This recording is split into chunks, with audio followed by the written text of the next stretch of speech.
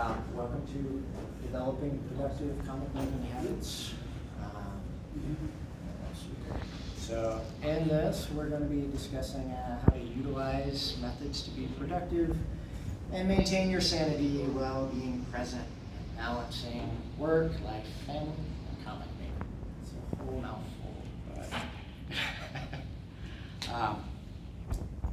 so a quick overview. Some of the things I'll be discussing today: journaling, making time count, minimizing sentiment, planning ahead, daily goal setting, the reward of a finished product, and the importance of taking time away. So who am I? I'm Brian Kineen, and I'm many things. I'm a husband, and I am a dad of 3 wonderful children.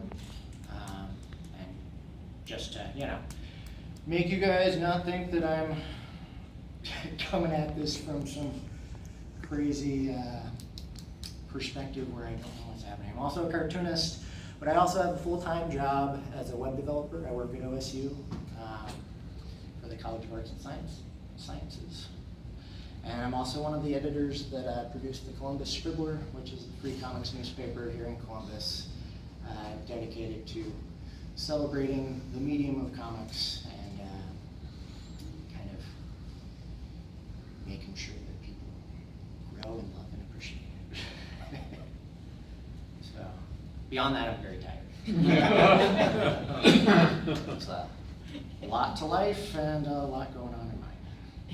My kids, if you didn't notice, are all a wide range from 16 all the way down to 3. So I keep very busy, but this is all the work that I have produced last year. Up here you'll see the 2 issues of Columbus Scribbler. I do a wide variety of short stories for anthologies. That's what's up top. Airbag is my solo anthology that I do by myself. I also came out with a collection of journal comics, a graphic novel, and then some various minis and a zine. And I did all that by working 12 hours at the drawing board every week. I do not spend my life at the drawing board. It is not something I recommend. It's very bad for your back. So I guess the question is, how do you get to that point? And that's what we're going to come over. So for that, we're going to do some time traveling in this presentation. We're going to start way back in 2008. And I'm going to set the stage for you, for some of you who don't remember that. 2008 was a time before smartphones. Streaming services didn't exist. Print on demand was in its infancy, and what else? Oh yeah, and I was in San Diego. I moved there shortly after graduating college because San Diego is where Comic-Con was, so that must be where comics are, and might as well go where they make them. Not something I particularly recommend to anyone because San Diego is very, very expensive, and you spend more time away from your drawing board making comics, and less time away from the drawing board, more time at a dead-end job trying to scrape together a living so you can actually eat and afford a place to live. But I digress. At that point in my life, you'll notice this comic on the side, Ruffians. Ruffians was my first, I guess we'll call it real comic. At that point, I had been self-publishing for like 5 years for the first Ruffians. Came out in 2006. I had been doing photocopies and stuff like that, the photocopied mini comics and all that. Ruffians was my first book that I took to an actual printer and got printed. Like I said, back then, print on demand was not a thing, so I had to go to a real printer and make a real print run. I got it printed on good old-fashioned newsprint, and it cost an arm and a leg, but it was a beautiful thing to hold in my hand. And then I did that. I produced or self-published the book for 2 years until 2008. And I was around issue 5, and money was tight. I could no longer afford to do a giant print run at a real printer. And by giant, I mean the first issue I printed, well, I was young and dumb and full of exuberance about how many I was going to sell, so I heard that the Ninja Turtles first run was 3,000 copies, so that's what I went for. And I continue to carry those books in my attic. They're installations. But the next couple issues, I cut costs. I didn't do the color cover. I just did full newsprint books and dropped the print run down to 1,000, which was way more manageable to sell. And but by issue 5, I had run out of money and steam and didn't know what to do. So I made the decision, you know what? I think this is great work. I'm going to submit it to a publisher. The problem is, at this point, 2 years had gone by. I had drawn a bunch of comics since then, and I was not happy with how issue 1 looked. And it was an ongoing story, so I had to start with issue 1 to submit to a publisher.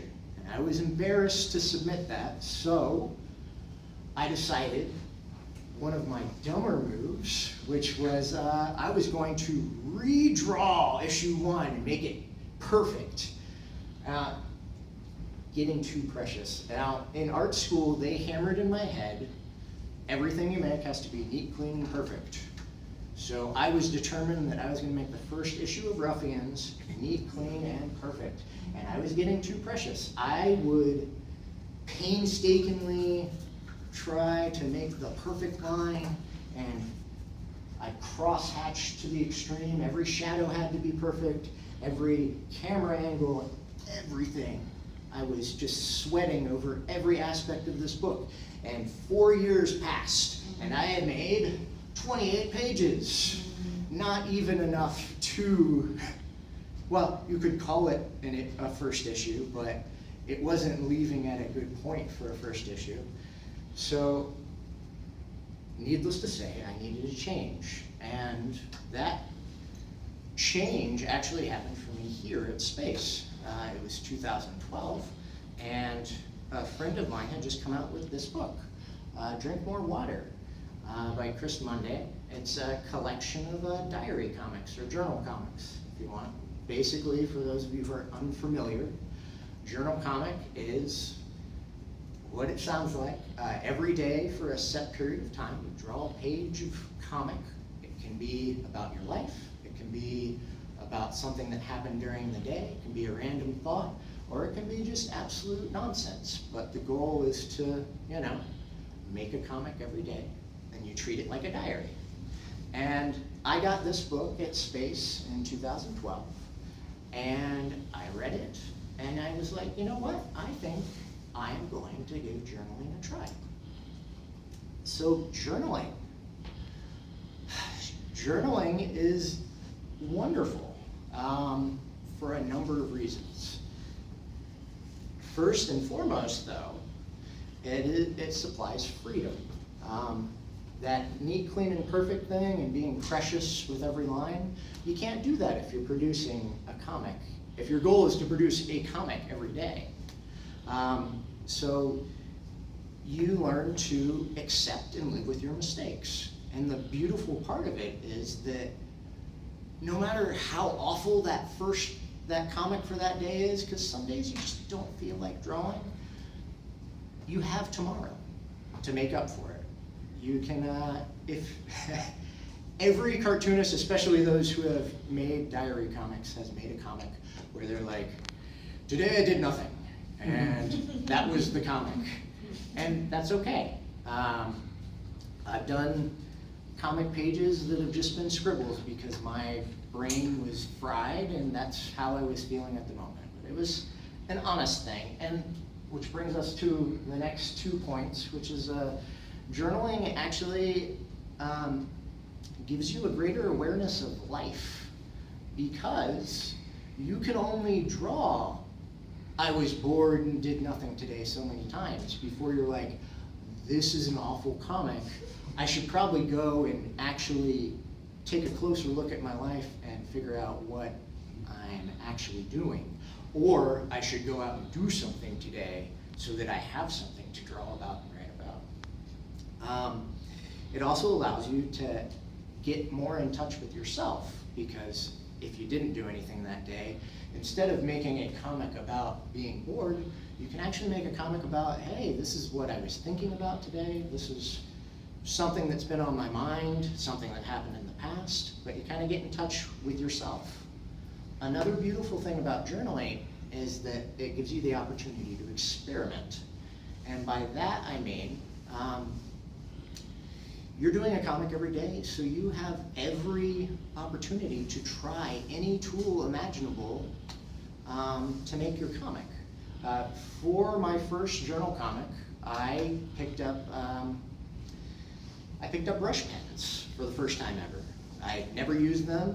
I've always wanted to try, but I was always terrified that I would screw up this picture that I had spent, hours upon hours penciling with a brush pen. But journaling, it's meant to be fast and loose. So I picked up brush pens, fountain pens, crayons, colored pencils. I did some in just straight graphite. And I've also drawn, as far as experimenting is concerned, I've drawn some journal comics on the menu placemat of a restaurant. So plenty of room to try new things with journaling, because again, you'll always have tomorrow. If it didn't work out, you get another chance. And then the greatest thing about journaling in general is that it allows you to form a good drawing routine, because it is hard to sit down at a drawing board and just be creative. But if you are doing it every day, you're going to condition yourself to actually, sit down and do the work, versus sit down, stare at a blank page for an hour, feel miserable, question your life choices, and then maybe put a line down. So it was a wonderful thing. And best part ever is that at the end of it, I came out, I had a book. I did this, my first attempt at journaling. I decided I'm going to do it for a year. And I held true to that. So from April of 2012 to April 2013, I journaled. And I did it for the most part every day. It's not a full 365 pages, because there were periods where I needed a break. There were periods that I just couldn't do it, and that's okay. But the glorious thing about journaling, especially if you do it in a long stretch of time, is that you discover that there are actual story arcs to your life. This particular book, Fear of Flying, ended up telling the story of my long distance relationship with my now wife. I lived in San Diego at the time, she lived here, and in order to make the relationship work, I had to get over my fear of flying and actually come and visit her, because that's how relationships work. You actually have to see the person. So I pretty much documented our dating. And the book ends, spoiler alert I guess, with me moving back here. Didn't plan it that way, but it is a very poetic ending to it. And there's a whole bunch of other things in it, random thoughts and all sorts of stuff, but that's kind of the overarch of the book, which I hadn't planned when I sat down, but that's kind of how it played out. The other thing that I tried around the same time was webcomics, because I've always been I'm gonna do it all type person. I decided I'd give webcomics a shot at the same time I do journaling. So 2012, I started a weekly webcomic with a buddy of mine, and I only did one color comic a week, but again, there are benefits to webcomics. It's another great way to grow and continue your productivity. First and foremost, webcomics are great because it gives you a place to just purge your ideas, because everyone has a plethora of, oh, wouldn't that be cool ideas, and doing a short webcomic is a great way to just get that idea on paper, see if it holds your interest long enough. If it doesn't, you can just move on. The other great thing about webcomics is that it gives you a daily goal or a weekly goal, depending on how often you're publishing them. And it gives you a hard and fast deadline. Deadlines are great. They keep you honest, they keep you working. If you want to be more productive, you need to set a time to have something out, because here's the big secret: if you don't finish something, you're not going to be productive. The finished product is what feeds the other products. It's what feeds you to keep going. There's nothing more motivating than seeing a finished book or a finished comic out there in the world. That's what we're here for. We're storytellers. And if you can't tell the story, then it's going to get darker and darker. And trust me, I know it. I spent 4 years on 28 pages that I had already drawn. The other great thing about webcomics is that they give you instant feedback. If you're posting anything on the internet, as we all know, is a place filled with opinions. Some are good, some are bad, but they're out there. And if you're trying to hone your craft, feedback is important. You can choose to listen to it or not. That's your choice, because I'll freely admit that there are a lot of jerks on the internet too. But at the end of the day, getting your work out there in front of other people, it allows you to actually see how it's reading to someone. Because as an artist, you're going to get tunnel vision, where you're staring at something for so long that you get the blinders up, and you don't know if you can't see the holes in how you're laying things out, how it's actually reading. Getting it in front of people, the internet will let you know if it's good or bad. Let's see here. Oh yes, and then through all that, the end result is you have stuff you can sell. On the left here, I've done journal comics a few different times in my life. I've produced 4 books thus far through journaling. I already discussed Fear of Flying. The next one, Big Year, is about 1.5 years of my life, where I always describe it as adulthood in a book, because it tells the story of my wife and I getting married, buying a house, and then surprise, surprise, getting pregnant. And Devil's Milk is the follow-up, which is Life with a Newborn, which is like the first 6 months of a newborn's life. So it's pretty much sleep deprivation and booby diapers. And for that, I used a lot of just straight pencil to paper drawings. And then we got the inevitable quarantine book, where I got back into journaling because, COVID. But the books on the left are collections of webcomics.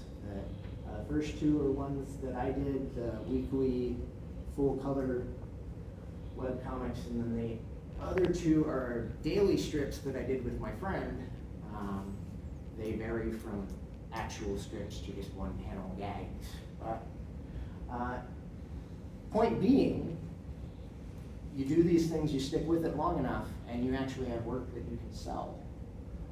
And you can put it in another medium and get it out to a different audience. Because I don't want any delusions here. There's nothing wrong with giving things away for free on the internet. And you'll find that the people on the internet and the people that you meet at shows, completely different set. There is crossover, but goal being, your work is out there and people are enjoying it. Moving on to arts time. This is always where it gets a little metaphysical. So I have a neighbor named Art who once told me that time, time works differently as you grow older, and the reason for that is this: 1 year to a 8-year-old is 1/8 of their life. 1 year to, I'm 41 now, 41-year-old is 1/41st of my life, so it seems a lot smaller. Why do I bring this up? It's because time is a matter of perspective. It's all on you. One thing I learned as soon as I got kids is that you can do a whole lot with 15 minutes if you are focused, because, you know, the baby's asleep. You need to get stuff done. You don't have time to screw around with the internet and social media if you want to draw a comic. So we're going to do some more time travel. This time to 2016. So 2016, phones have gotten smart, streaming exists, and I just had a new baby. And I'm going to paint a vivid picture of my daily routine for all of you. I would wake up around 7. I'd get my oldest and the baby ready for school. This was before a night of broken sleep because I had a baby. And then after I get my oldest on the school bus, I'd take the baby to daycare. I'd go to my full-time job as a web developer. I'd grind out the day coding. I'd come home around 5, have dinner with the family, put the kids to bed around 8, hang out with my wife, because it's important to, you know, be with your partner. I'd hang out with her until she got tired. It was about 11:30 typically, and then 11:30, I'd be ready. I'd sit down at the drawing board, and I would be exhausted. I would have no steam left over whatsoever, and I would be lucky if I could get a panel done, let alone, you know, a line of dialogue. I was burnt out, and I needed a change, without a doubt. And so, I was listening to a podcast at the time called Process Party, and one of the podcasters mentioned that he had started getting up early to do his comic making. And that time, the ungodly time, 5 a.m. And I needed a change, so I figured I'd give this a try, because it certainly wasn't helping matters that I was, you know, up till midnight not doing anything, burnt out from my day. So I tried getting up at 5 a.m. I've never been a morning person, so I don't want anyone to have any delusions about that. I've always been a night owl. But I tried 5 a.m. and I gotta tell you, it did work for me for a bit. But here's the greatest benefit to waking up early, is that you're starting your day off as a cartoonist. Before I go to work and start my routine as a web developer, before I even wake up my family, I am waking up and I am doing something for myself, and I am progressing as a cartoonist. And it was I really enjoyed 5 a.m. I'm not going to tell you that this is the answer for everybody, because it's not. And I've had periods, I'm in one now, where I can't wake up at 5 a.m. to save my life.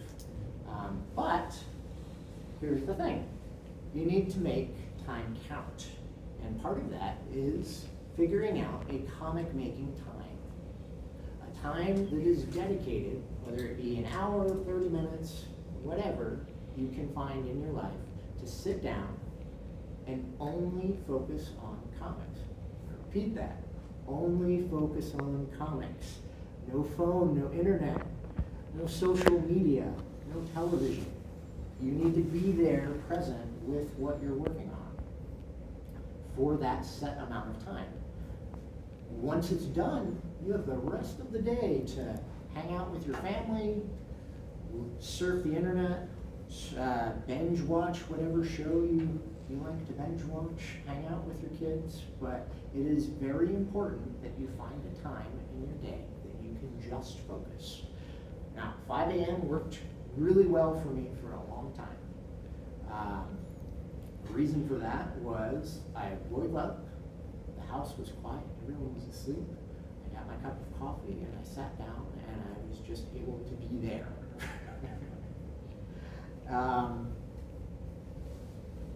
Now, the other thing that I want to stress is baby steps.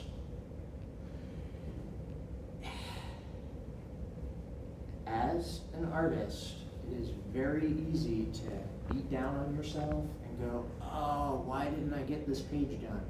Oh, why didn't I get this? The most important thing you can do for your day to be productive is for every day to have a baby step forward in whatever project you're working on. It does not matter if you only got a panel done. You still got a panel done. It does not matter if the only energy you had was to letter the page. That's a step forward.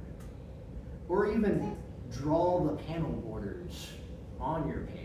That is still a step forward, and that's still going to make things easier the next time you go to sit down and work on it. And what you'll find is, as you slowly take these baby steps, eventually you're going to finish things, because every step forward is a step forward. So this is what I've produced in the last 5 years. It's a whole lot of stuff. And if you go to my table, you can see even more because I've been at this. I started doing the 5 a.m. thing in 2016, so it's been a long road. But these are comics and mini comics and various sizes. These are just the comics, mind you. This is excluding graphic novels. This is excluding the newspaper. This is excluding short stories and anthologies. These are just things I did on my own. So, point being, baby steps add up.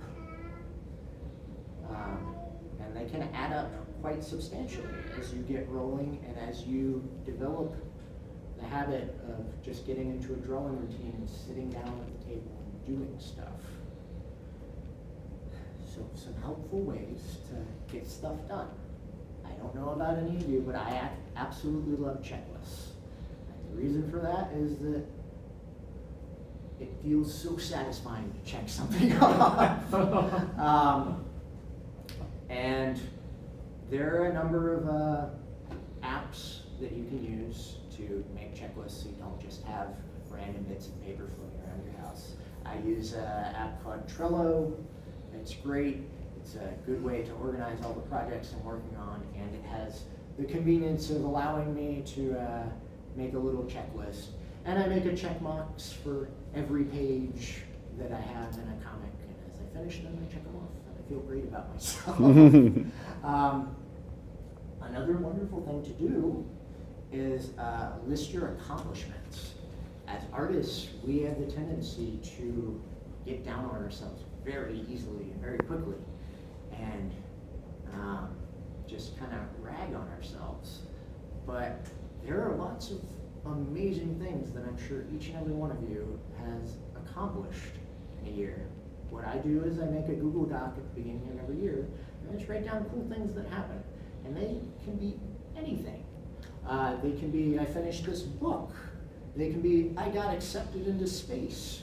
They can be, I met this hero of mine and gave them one of my comics. But at the end of the year, it gives you something to look back and go, wow, I am actually making a step forward in this passion of mine. These are all the cool things that I did this year. And I find that way more productive for you as a creator than this year I did not finish that issue before this Comic-Con failure. Why am I doing this with my life? This year I didn't sell anything at Space because there weren't that many people. No one was interested in my work. not going to do yourselves any favor. That makes it that much harder to sit down at the drawing board and work on the next thing. Which brings us to the last point. Don't be hard on yourself.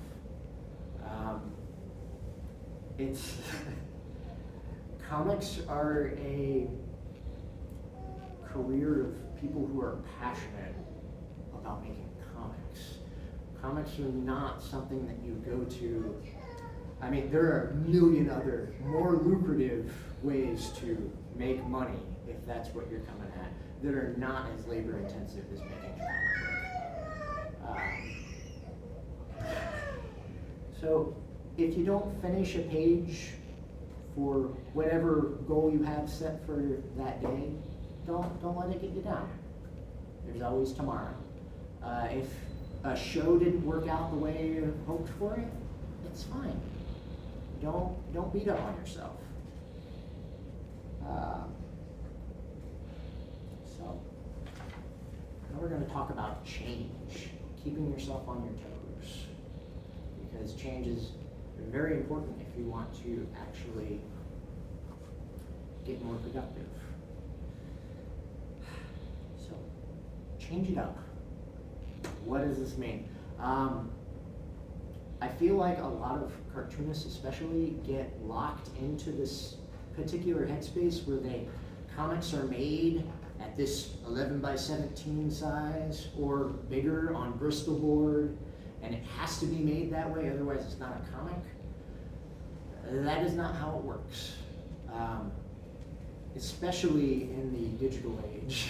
You can make comics on a computer, but as far as if you are a traditionalist, there's nothing wrong with that, but I implore you to actually try different sizes. And actually I've laid out a bunch of my work up here, which you can look at after this. I draw comics at different sizes and different shapes constantly. And the reason I do this is because it keeps myself on my toes and it keeps me interested in the process. Sorry. So, I have done things for the scribbler especially that are giant, and they can take quite a while to fill. It's hard to fill an 11 by 17 piece of Bristol board. It can be done, certainly, but it's not the only way to make a comic. I love sketch pads. They're cheap.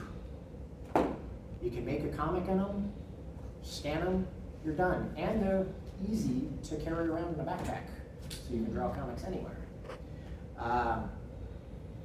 But yeah, don't limit yourself to sizes. Also, don't limit yourself to tools. I told you guys before that with journaling, I experimented with tools. The great thing about experimenting is that it keeps you guessing. Because if you are drawing with the same tool constantly, you're going to get bored eventually. At least that's what I feel. I was for years just a solo micron guy. I would use all the microns and I just switch out pens. And microns are great, and I still use them to this day. But it can get boring using the same tool over and over again, and it does not open you up to make mistakes and happy accidents and to surprise yourself in your piece of art. That comes from experimenting with something that you've never touched before. Because, and I say this to my kids, no one starts out perfect with anything. That is a myth to everything, which is that people just one day step toward a piece of paper and can magically draw. That's what people say when they look at comics that I've made at conventions. Oh, I wish I could draw. I've heard it 1,000 times. Everyone can draw. You can't compare yourself to someone. I've been drawing my entire life. I've been making comics since I was 6. You cannot compare yourself if you've never picked up a pencil and tried to make a comic to what I've produced or what other professionals in the comic shops have produced. That's not being fair to yourself. As far as changing it up goes, though, I also recommend that you try different projects. Don't pigeonhole yourself into one thing. It's great if you love sci-fi and you have a great passion for it, but if you're trying to be more productive, nothing's gonna stall you out more when you go to sit down at the drawing board than you sit down and you're like, oh great, I'm going to make yet another sci-fi book or yet another crime comic. Try to broaden your scope as to what you're making. Try different genres. And I guess that segues perfectly into work on multiple projects at once. The big secret to productivity is having multiple things going at once. And the reason for that is, I guess, we'll say twofold, and I'll probably forget that I have 2 points to make. But like I said, you go to the drawing board, oh great, I'm working on this sci-fi book that I've been working on forever. Again, you're gonna draw a lot slower if you're not excited about what you're working on. If you have multiple things to choose from, that gives you the option to sit down and go, all right, well today I feel like making this journal, or today I feel like making this short gag strip. Well, today I could do this sci-fi. And then, yeah, see, I already forgot my second point.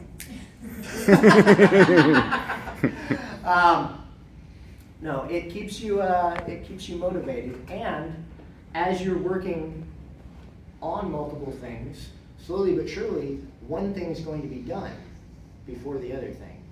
I guess we'll get into this a little deeper later, but everyone wants to do a graphic novel, and that's great. Graphic novels are very labor intensive. If you have something shorter to work on as well, I've said it before, but a finished product is going to keep you moving. And I guess that's like the perfect segue to the next thing, which is the graphic novel trap.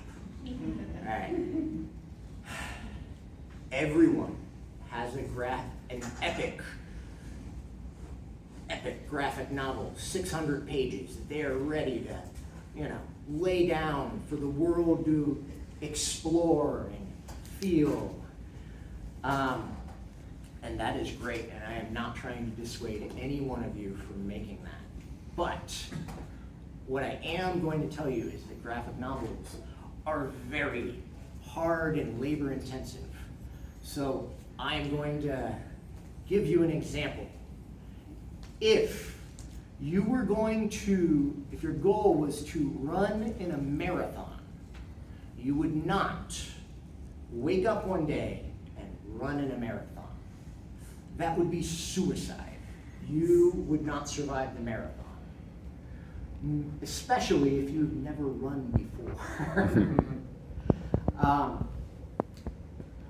Now, a better approach would be to wake up one day, especially if you've never run before, and maybe, run down the block and see how you feel before you sign up for the marathon.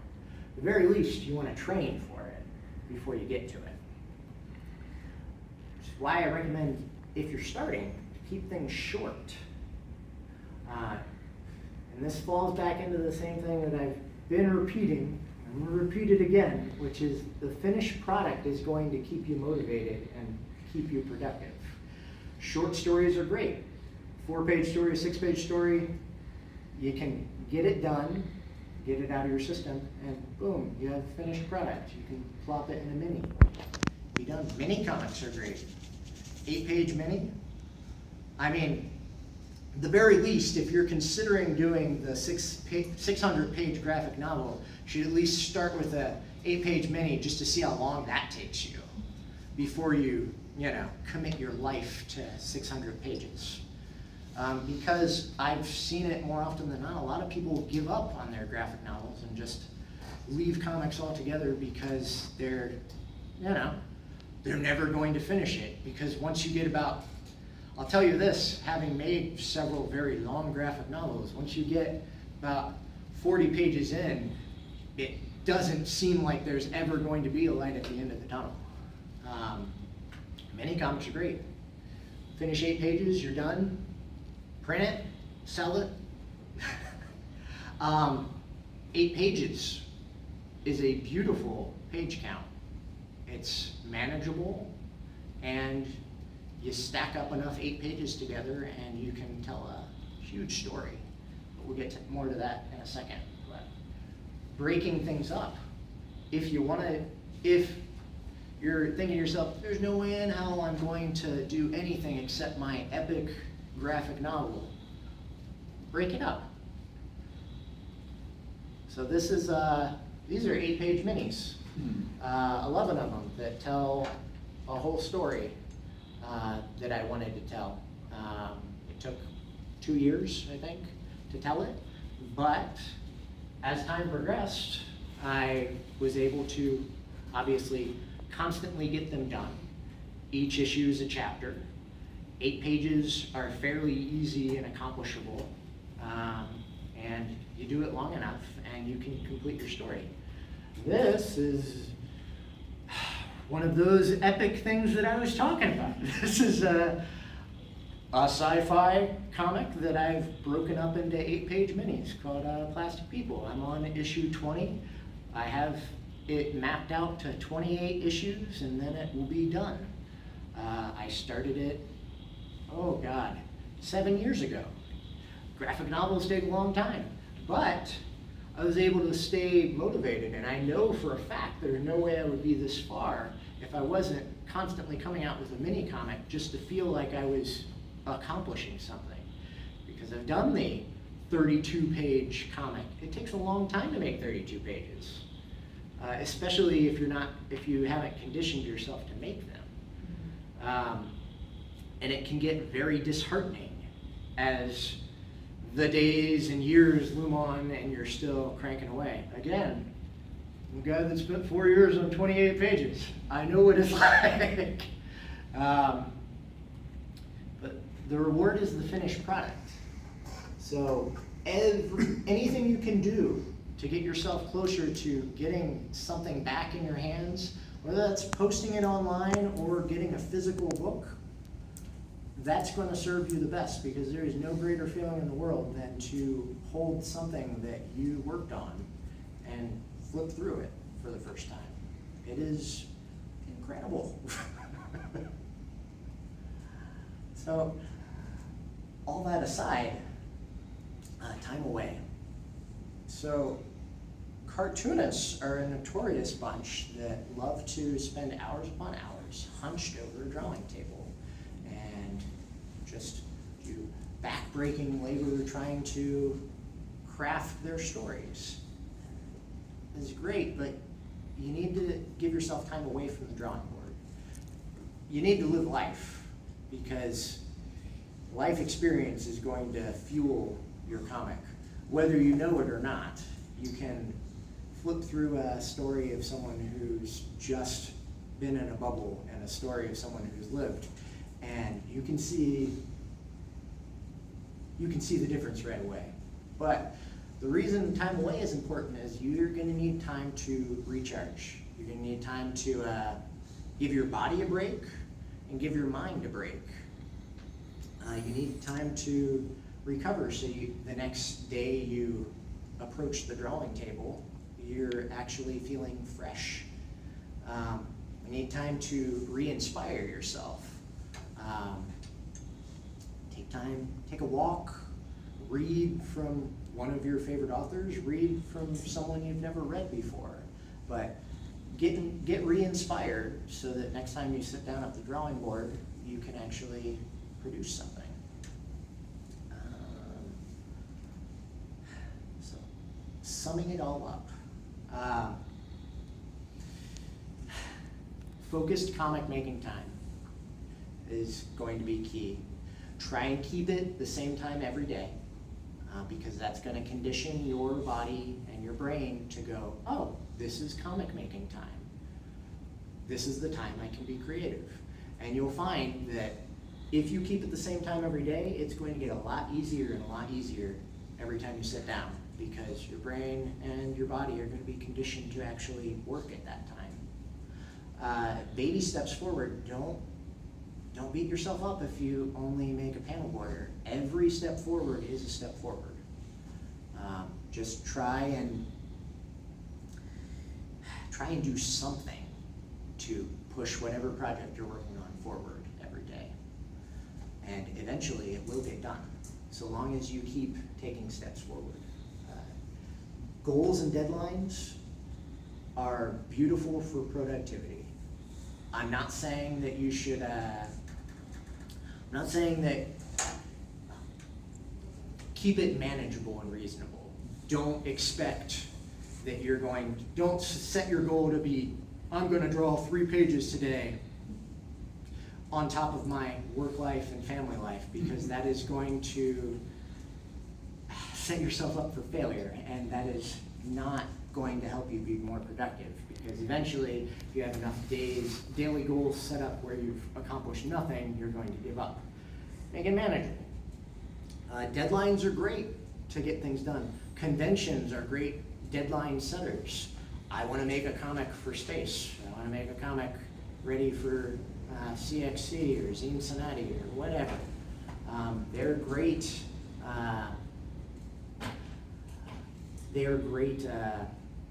Time setters for your deadlines. Experiment. Keep yourself excited and enthused when you sit down at the drawing table. Don't use the same tools, don't use the same paper, don't work at the same size all the time. Keep yourself loose, keep yourself guessing so that happy accidents can happen, so you can surprise yourself. Keep it short. Short stories, great ways to get to the finish line. Making short mini comics and serializing them to build to something bigger, great way to get a graphic novel done. But finished products are what are going to keep you going and what are going to keep you producing your stuff. And then please spend some time away from the drawing board. Life is too short. Comics are wonderful, but they're not the only thing in life. So give yourself time to recharge, give yourself time to grow as a person, enjoy your life, family, get re-inspired. And with that, I thank you. Go make some comics. If any of you have questions, I'm more than happy to answer them. As soon as I find where I put my cup. There we go. Yes. How do you actually stick to a deadline though? I like a realistic one, right? Like for me, when I said, oh, I'm gonna go, I'm gonna table at space. Okay, that was months ago, and so it might as well never happen. That's how far away my mind does until the weekend that it actually is happening. How do you actually stick to a deadline? Because I'm always missing mine. Checklists, writing things down. That's the easiest. Setting daily goals for yourself. I have 3 kids. I get the whole concept of forgetting what's going on. I have, like I said, Trello has been a blessing for me just because it's a way to organize my projects and keep them in the forefront. Trello is basically an app where you can just kind of create little projects and list them downward. And within each project, you can create a checklist or whatever. But yeah, that's the short answer. Just write things down. And actually sit down and do the work. Yes? I was wondering if any cartoonists who have everything that you have on your plate in your life have ever considered just sort of writing out the story part and the dialogue and maybe doing a rough storyboard and then hiring somebody on Fiverr or something like that to actually do the cartooning work, or then would you no longer consider yourself a cartoonist, and would that kind of defeat the purpose of the whole thing? I'm confident many people have do that. The hang up is that typically if you want someone to draw comics for you, you need to pay them, and you're not necessarily going to have the extra funds to do that all the time, depending on your living situations. I myself enjoy the whole process, so I can't imagine doing it any other way than actually sitting down and doing it myself, but to each their own. Yeah. Style. You're working in different formats, you're working in different platforms. Did you find that those different platforms changed your style, or did you have to change your style to fit those formats? A little of both. With webcomics, I tended to be more of the mindset of, I know I'm going to want to print this one day, so I tried to keep the webcomics kind of set up in a way that I could eventually print it. Even with things like Instagram, where it's like, typically you're working with a square, I try to break it apart so that it actually makes sense in Instagram, but then also I can take all of those images and combine them to create a page. As far as style in general, I work in a plethora of different styles. I'm one of those cartoonists that believe that a good comic has to match this, or the style should match the story you're trying to tell. So I change up my style from project to project based on whatever I'm trying to accomplish with it. Anyone else? All right, well, oh, yes. So when you're like coming up with an idea, how do you like settle, like be comfortable with settling and moving on to like a finished product? That is I don't know how to answer that one. The truth is, ideas come all the time. Actually, that is something I didn't mention. I keep these in my pocket. And when I come up with a random idea, I'll write it down. I also keep a scary amount of Google Docs. Some have fully finished scripts that I just haven't gotten around to because I, for whatever reason, haven't had the time or want to actually sit down and draw them. Some just have little snippets or notes of ideas. And as far as choosing stuff, it really just depends on my mood. At some point, you'll find that some ideas never make it past this stage. They never get put into a Google Doc. They never go any further. Some ideas you just get hung up on and you keep coming back to, and eventually you go, okay, I've got to put this on paper. And you sit down and make it happen one day. But just keep them down, or write them down somewhere is my only real piece of advice as far as that goes.